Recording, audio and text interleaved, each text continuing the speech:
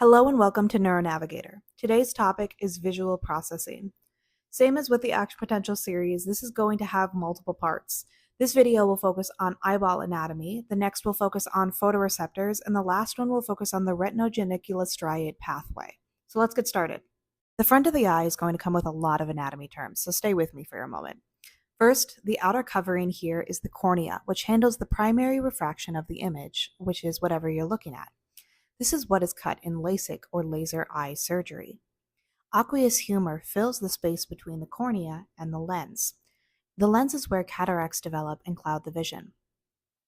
A big part of what the lens does is called accommodation, and that's when the lens shape changes to focus an image on the retina, so the shape of the lens is important to adjust refraction. Now, around the lens are what's called zonual fibers, and they're super annoying, particularly because they are attached to ciliary muscles, which is what controls the shape of the lens. When the ciliary muscle relaxes, it expands, and this pulls the zonual fibers taut and flattens out the lens. Conversely, when the ciliary muscle contracts, it shrinks, allowing the zonual fibers to relax and the lens to round out. Is that super counterintuitive and annoying?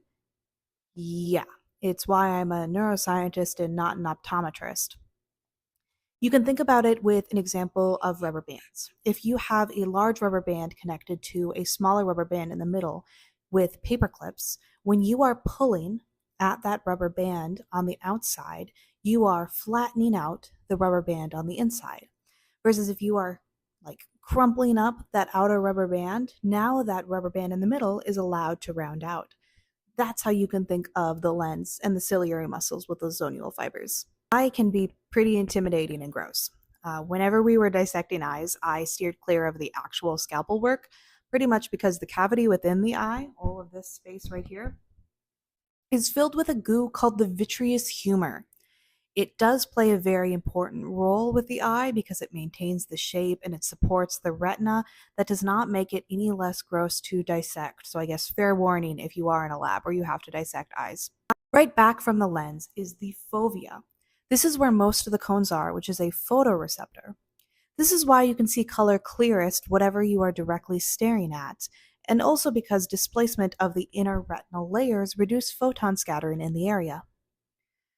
Around the fovea is the retina. The retina is where sensory transduction occurs, leading to the cells that make up the optic nerve. Want to know more about photoreceptor transduction? Check out the next video.